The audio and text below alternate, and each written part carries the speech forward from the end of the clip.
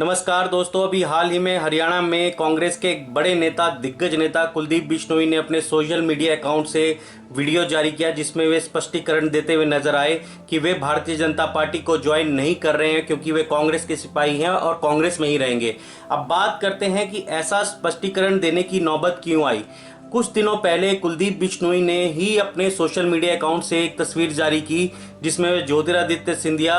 को बधाई देते हुए नजर आए राज्यसभा सदस्य मनोनीत होने पर। अब खास बात यह रही कि उस तस्वीर में ज्योतिरादित्य सिंधिया और सचिन पायलट दोनों थे और उनके बीच में कुलदीप बिश्नोई थे। ये एक पुराना चित्र था जिसका उन्होंने यहाँ पर इस्तेमाल किया और बधाई देते हुए लिखा ज्योतिरादित्य सिंधिया को कि आप एक्चुअली में डिजर्व करते थे राज्यसभा में जाने को। तो यहीं से सारे राजनीतिक गलियारों में चर्चाएं गर्म होने लगी, ये बात उठने लगी कि कहीं ना कहीं हो सकता है कि कुलदीप बिश्नोई भी कांग्रेस को छोड़कर बगावती सुर अपना रहे हैं और वो कांग्रेस को छोड़ सकते हैं, ऐसे कयास लगाए जा रहे थे। अब थोड़ा और पीछे चलते हैं और देखते हैं कि क्या इसका कारण रहा कि कुलदीप बिश्नोई को लेकर ऐसी बातें उठने लगी, राजनीतिक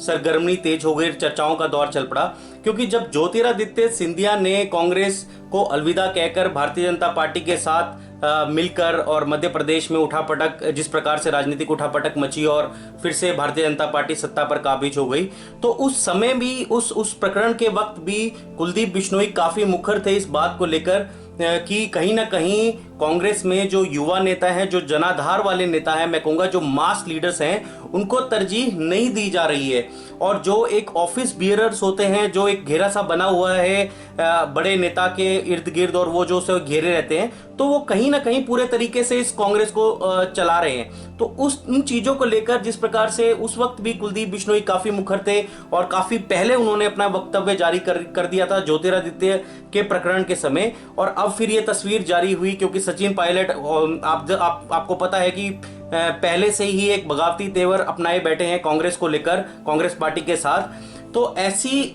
सारे प्रकरण को यदि जोड़ा जाए तो कहीं ना कहीं फिर ये बात उठने लगी, जिसका स्पष्टीकरण देने के लिए कुलदीप बिश्नोई को एक वीडियो जारी करना पड़ा। तो साफ स्पष्ट शब्दों में मैं कहूँगा कुलदीप बिश्नोई ने उस वीडियो में कहा कि वे बिल्कुल इस बात को मानते हैं कि कांग्रेस से सचिन पायलट और ज्योतिरादित्य सिंधिया,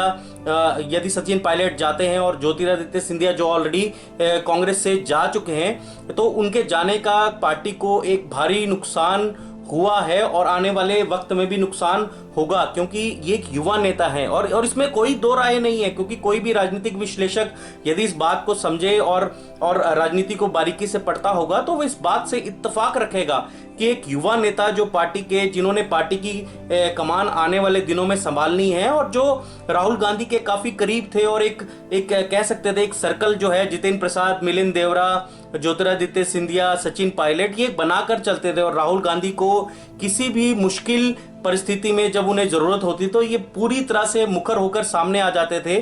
बचाव करने के लिए। बीजेपी के ऊपर जब आक्रामक रुख भी अपनाना होता था तो यही नेता सबसे पहले खड़े होते हैं राहुल गांधी के साथ ही उन्होंने एक चीज और भी कही, जब उन्होंने ये बात कही कि जो 35 सालों से जिन्होंने चुनाव नहीं लड़ा है और वो नेता अब पीछे होने चाहिए और जनाधार वाले नेता को आगे लाना चाहिए, तो ये उन्होंने गलत नहीं कहा। और मैं आपसे एक चीज और कहना चाहूंगा, यहाँ पर एक जोड़ना चाहूंगा कि यदि कोई नेता इतना मुखर होकर ये बात कहता है और वो इस चीज को रखता है कि जनाधार वाले नेता को आगे लाना चाहिए और जो ये एडमिनिस्ट्रेटिव मैं कहूँगा और ऑफिस बियरर जो नेता हैं, इनको थोड़ा अब पीछे करना चाहिए, क्योंकि लड़ाई काफी बड़ी है बीजेपी के साथ और इसमें सभी, और ये बात सभी जानते हैं क्योंकि 2 बार से 2014 और 2019 का जो चुनाव बीजेपी पूर्ण बहुमत से जीती है, तो अब जो 2023 का चुनाव है उसमें बीजेपी की राहों को यदि मुश्किल करना है तो पूर्ण रूप से एक पूरी तरह से एक पंक्ति तैयार करनी पड़ेगी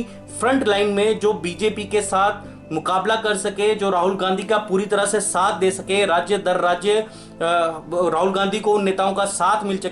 सके, मजबूत नेताओं का साथ मिल सके। तो जब ये वो बात करते हैं कुलदीप बिश्नोई की जनाधार वाले नेताओं को आगे लाना पड़ेगा और वो ठोक कर ये बात करते हैं, तो इससे स्पष्ट है कि कुलदीप बिश्नोई एक जनाधार वाले नेता हैं। क्योंकि जब उन्होंने इस पार्टी को ज्वाइन किया था तो राहुल गांधी के साथ जहां तक बात की गई थी वो ये हुई थी कि वे कुलदीप बिश्नोई को आगे लाएंगे, और इस बात की टीस को उन्होंने जाहिर भी किया है इस वीडियो में। यदि आप देखें तो उन्होंने एक बात कही है जब उन्होंने बोला कि राहुल गांधी और प्रियंका गांधी उनकी नेता हैं और वे उनके सिपाही हैं, तो और साथ में उन्होंने बात कही कि हालांकि इस चीज का उन्हें नुकसान भी उठाना पड़ा है पिछले 4 सालों में। तो आप समझिए, जब वो ये बात करते हैं, एक जनाधार वाला नेता, एक जमीन से जुड़ा हुआ नेता जब ये बात करता है ठोक बजाकर, उसके मन में एक टीस भी है कि क्यों उनको पीछे रखा गया अभी 4 सालों तक। कहीं ना कहीं वो डिजर्व करते थे एक महत्वपूर्ण ओहदा, एक महत्वपूर्ण ओहदा कांग्रेस में, जहां पर वे कांग्रेस पार्टी को अपनी सेवाएं दे सकते थे। किंतु राजनीति के चलते हुए कहीं ना कहीं अभी तक, या मैं कहूंगा राहुल गांधी का चले जाना, इस्तीफा देकर, उसके बाद से वो चीजें शून्य पड़ गई। तो पूर्ण रूप से मैं कहूंगा कि कुलदीप बिश्नोई का ये बयान हाईकमान को ये जताता है, ये बताता है कि अब उन्हें कुछ ठोस कदम उठाने पड़ेंगे, क्योंकि अगर उन्होंने अब भी कदम नहीं उठाए तो बहुत देर हो जाएगी और ये 2023 वाला चुनाव है, या प्लेटर में रखकर बीजेपी को देने का काम करेंगे। धन्यवाद दोस्तों, आपको ये वीडियो कैसा लगा अपनी राय जरूर दें।